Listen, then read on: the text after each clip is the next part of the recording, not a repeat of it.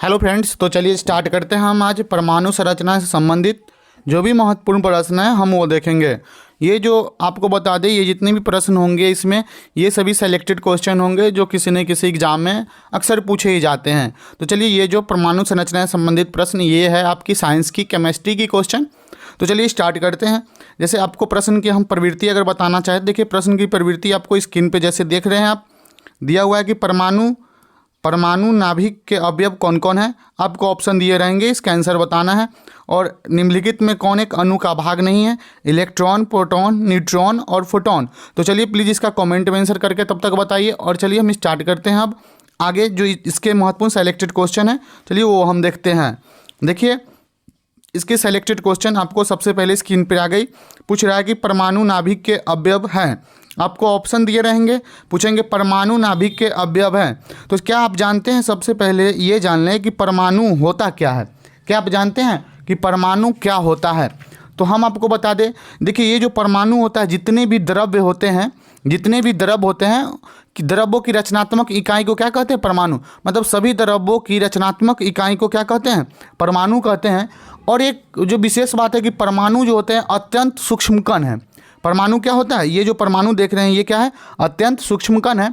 और किसी तत्व के सभी परमाणु समान होते हैं। ये बात याद रखिएगा कि किसी भी तत्व के जो परमाणु होते हैं वो समान होते हैं और अलग तत्व के परमाणुओं से भिन्न होते हैं।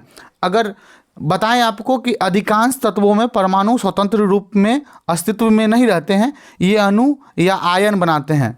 अणु या आयन अत्यधिक संख्या में पुंजित होकर क्या करते हैं? इसे द्रव बनते हैं। तो ये थे कुछ परमाणु क्या है वो हम देखें। लेकिन प्रश्न की कह रहा है कि परमाणु नाभिक के अवयव क्या है। तो देखिए इसकी सही आंसर हो जाएगा ऑप्शन है प्रोटॉन और न्यूट्रॉन। परमाणु नाभिक के अवयव क्या है? ना न्यूट्रॉन और प्रोटॉन है, इलेक्ट्रॉन और प्रोटॉन भी नहीं है, और इलेक्ट्रॉन और न्यूट्रॉन भी नहीं है। तो इसका सही आंसर क्या हो जाएगा? प्रोटॉन और न्यूट्रॉन। चलिए नेक्स्ट प्रश्न हम देखते हैं। अब देखिए सेकेंड क्वेश्चन आपके स्क्रीन के ऊपर है। कह रहा है कि आणविक संरचना के बारे में सही कथन है। तो आप बताइए कि आणविक संरचना जो होती है एटम्स की, उसकी सही कथन क्या है। कह रहा है इसका सही आंसर क्या होगा? कि सही आंसर इसका ऑप्शन ए हो जाएगा। ऑप्शन ए में क्या कह रहा है कि प्रोटॉन और न्यूट्रॉन न्यूक्लियस में होते हैं। आपसे पूछा जाए कि न्यूक्लियस में क्या क्या होते हैं, तो प्रोटॉन और न्यूट्रॉन होते हैं। तो ये सही कथन है। कह रहा है कि न्यूक्लियस के इर्द गिर्द चक्कर लगाते हैं। हाँ, ये जो है कि प्रोटॉन और न्यूट्रॉन न्यूक्लियस के ही इर्द गिर्द चक्कर लगाते हैं, इसलिए ऑप्शन ए क्या है? सही आंसर हो गया। नेक्स्ट प्रश्न है, कह रहा है कि वह जो अणु का भाग नहीं है, वह जो अणु का भाग नहीं है। तो आप बताइए, ऑप्शन दिया हुआ है इलेक्ट्रॉन, प्रोटॉन, न्यूट्रॉन और फोटॉन। निम्न में से कौन एक अणु का भाग नहीं है? तो आप जानते हैं कि अणु का 3 ही भाग होता है, इलेक्ट्रॉन, प्रोटॉन और न्यूट्रॉन। फोटॉन जो है अणु का भाग नहीं है, इसलिए इसका सही आंसर क्या हो जाएगा? Option D. और चलिए जैसे परमाणु जाने थे, क्या आप जानते हैं कि अणु क्या होता है?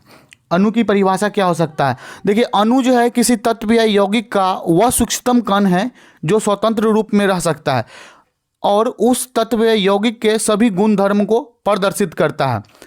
साधारणतः अगर हम देखें, अणु जो है ऐसे 2 या 2 से अधिक परमाणुओं का समूह होता है जो आपस में रासायनिक बंध द्वारा जुड़े होते हैं अथवा परस्पर आकर्षण बल द्वारा प्रबलता से जुड़े होते हैं। तो अणु की ये क्या थी? खास बात थी कि वो स्वतंत्र रूप में रख सकता है और तत्व या यौगिक के सभी गुणधर्म को ये क्या करता है? प्रदर्शित करता है। ये थी अणु। चलिए अब हम नेक्स्ट प्रश्न देखते हैं। कह रहा है कि एक ही प्रकार का परमाणु निम्न में से किस में मिलता है। जैसे ऑप्शन दिया हुआ है, प्रश्न पूछ रहा है कि एक ही प्रकार का परमाणु निम्न में से किस में मिलता है। ऑप्शन है खनिज यौगिक में, खनिज मिश्रण में और प्राकृतिक तत्व में, या इनमें से कोई नहीं। तो चलिए अगर हम बताएं इसका सही आंसर जो है, इसका सही आंसर क्या हो जाएगा? प्राकृतिक तत्व में। जो देखिए एक ही प्रकार के अगर परमाणु कहाँ मिलता है? प्राकृतिक तत्व में, जो नेचुरल एलिमेंट होते हैं उसी में मिलते हैं। चलिए नेक्स्ट प्रश्न है, कहा कि परमाणवीय नाभिक किसने खोजा था।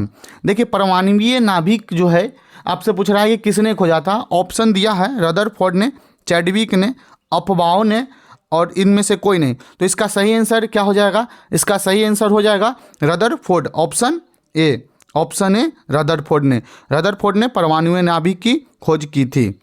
चलिए नेक्स्ट प्रश्न है, कह रहा है कि निम्नलिखित में अणु परमाणु कण नहीं है। पूछ रहा है आपसे कि निम्नलिखित में कौन सा है जो एक अणुपरमाणु कण नहीं है। तो ऑप्शन दिया हुआ है न्यूट्रॉन और प्रोटॉन, इलेक्ट्रॉन और न्यूट्रॉन। तो इसका सही आंसर क्या हो जाएगा? देखिए न्यूट्रॉन, प्रोटॉन और इलेक्ट्रॉन जो है ये सब अणु परमाणु कण होते हैं, लेकिन न्यूट्रॉन जो है ये अणु परमाणु कण नहीं होते हैं। इसलिए सही इसका आंसर क्या हो गया? न्यूट्रॉन। नेक्स्ट प्रश्न है, कह रहा है कि निम्नलिखित में से किसने एक कण प्रतिकण युग्म है? कह रहा है कि निम्नलिखित में से किसमें एक कण प्रतिकण युग्म है? तो इसका सही क्या आंसर क्या हो जाएगा? इलेक्ट्रॉन और पॉजिट्रॉन। नंबर ऑप्शन है इलेक्ट्रॉन और पॉजिट्रॉन। चलिए नेक्स्ट प्रश्न है, कह रहा है कि अल्फा कण के 2 धन आवेश होते हैं। देखिए अल्फा कण के तो 2 धन आवेश होते हैं, इसका द्रव्यमान लगभग बराबर होता है।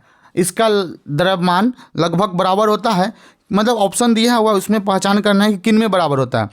ऑप्शन ए है हीलियम के 1 परमाणु नाभिक में, या 2 परमाणु नाभिक में, 3 परमाणु नाभिक में, या हीलियम के 4 परमाणु नाभिक में। तो चलिए इसका सही आंसर हो जाएगा हीलियम के 1 परमाणु नाभिक में। इसका सही आंसर क्या हो जाएगा?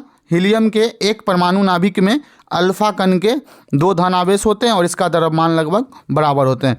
जब हीलियम के 1 परमाणु नाभिक में अल्फा कण के 2 धन आवेश होंगे तो इसका द्रव्यमान क्या होंगे? लगभग बराबर होंगे। तो चलिए अब नेक्स्ट प्रश्न है, कह रहा है कि हीलियम के नाभिक में होते हैं, हीलियम के नाभिक में होते हैं। ऑप्शन ए दिया हुआ है 1 proton 1 neutron, 2 proton 2 neutron, 2 electron 2 proton.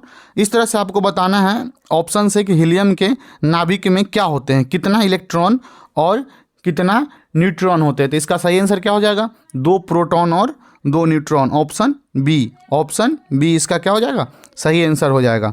चलिए नेक्स्ट प्रश्न है, कह रहा है कि निम्नलिखित में से ऋणात्मक आवेश होते हैं। देखिए पूछ रहा है, ऑप्शन दिया हुआ है, पूछ रहा है कि निम्नलिखित में से ऋणात्मक आवेश होते हैं। तो ऑप्शन ए में है अल्फा किरण, बीटा किरण, अल्फा कण और गामा किरण। तो ऑप्शन में से बताना है कि निम्नलिखित में से किस में ऋणात्मक आवेश होते हैं। तो इसका सही आंसर क्या हो जाएगा? इसका सही आंसर हो जाएगा बीटा कण। ऑप्शन सी इसका क्या हो जाएगा? सही आंसर हो जाएगा। अब नेक्स्ट प्रश्न है, कह रहा है कि परमाणुओं में कक्षा को भरने का क्रम नियंत्रित किस सिद्धांत द्वारा होता है? देखिए परमाणुओं में कक्षा को भरने का क्रम निम्नलिखित में से किस सिद्धांत द्वारा होता है? तो इसका सही आंसर हो जाएगा अफबाऊ सिद्धांत द्वारा। ऑप्शन ए इसका क्या हो जाएगा? सही आंसर हो जाएगा। चलिए नेक्स्ट प्रश्न है, कह रहा है कि रासायनिक तत्व के अणु के संदर्भ में चुंबकीय क्वांटम संख्या का संबंध निम्नलिखित में से किनसे है? आपसे पूछा जा रहा है कि जितने भी रासायनिक तत्व के अणु हैं उनके संदर्भ में पूछा गया प्रश्न है कि चुंबकीय क्वांटम संख्या का संबंध जो होता है उसमें निम्नलिखित में किससे है? अभिविन्यास से, समस्थानिक से, अफबाऊ सिद्धांत से। तो इसका जो है सही आंसर क्या हो जाएगा? अभिविन्यास से। Option A. नेक्स्ट प्रश्न है, कह रहा है कि जिस तत्व के परमाणुओं में 2 प्रोटॉन और 2 न्यूट्रॉन और 2 इलेक्ट्रॉन हो तो उस तत्व की द्रव्यमान संख्या क्या होगा? मान लीजिए किसी तत्व के परमाणु में अगर 2 प्रोटॉन 2 न्यूट्रॉन और 2 इलेक्ट्रॉन हो तो उस तत्व की द्रव्यमान संख्या कितना होगा? तो इसका सही आंसर हो जाएगा, इसका सही आंसर ऑप्शन डी हो जाएगा। ऑप्शन डी कितना हो जाएगा? 4। ऑप्शन डी 4 सही आंसर हो जाएगा। अगर किसी तत्व के परमाणु में 2 प्रोटॉन 2 इलेक्ट्रॉन और 2 न्यूट्रॉन हो तो उस तत्व की द्रव्यमान संख्या कितना हो जाएंगे? ऑप्शन डी हो जाएंगे, आंसर हो जाएंगे इसके 4। नेक्स्ट प्रश्न है, कह रहा है कि परमाणु जिनमें प्रोटॉनों की संख्या समान परंतु न्यूट्रॉनों की संख्या भिन्न भिन्न रहती है तो वह क्या कहलाती है? देखिए जिनमें प्रोटॉनों की संख्या समान हो परंतु न्यूट्रॉनों की संख्या अगर भिन्न भिन्न हो तो इसे क्या कहेंगे? चलिए आप लोग इसको कमेंट करके बताइए, इसे क्या कहेंगे? इसे कहते हैं समस्थानिक। इसे कहते हैं समस्थानिक। क्या कहेंगे? जो कि ऑप्शन ए में दिया हुआ है, समस्थानिक। नेक्स्ट प्रश्न है कि रेडियो एक्टिविटी मापी जाती है। अच्छा आप लोग रेडियो एक्टिविटी का नाम सुने होंगे, तो आप बताइए कि इसको किस में मापते हैं? तो इसका सही आंसर क्या हो जाएगा? गाइगर काउंटर से। इसका सही आंसर क्या हो जाएगा? गाइगर काउंटर से। Option A. चलिए नेक्स्ट प्रश्न है, कह रेडियो एक्टिविटी का आविष्कार किसने किया था। आपसे पूछा जा रहा है कि रेडियो एक्टिविटी का जो है आविष्कार किसने किया था, रेडियो एक्टिविटी का आविष्कार किसने किया था। तो इसका सही आंसर क्या हो जाएगा, बैक्यूरेल ने, ऑप्शन सी इसका सही आंसर हो जाएगा। नेक्स्ट प्रश्न है अब आपके। चलिए ये थे आज केमिस्ट्री के परमाणु संरचना से संबंधित कुछ महत्वपूर्ण प्रश्न। चलिए उम्मीद करते हैं ये सभी आपको समझ में आएंगे और किसी न किसी एग्जाम के लिए सब सेलेक्टेड क्वेश्चन थे। Thanks for watching.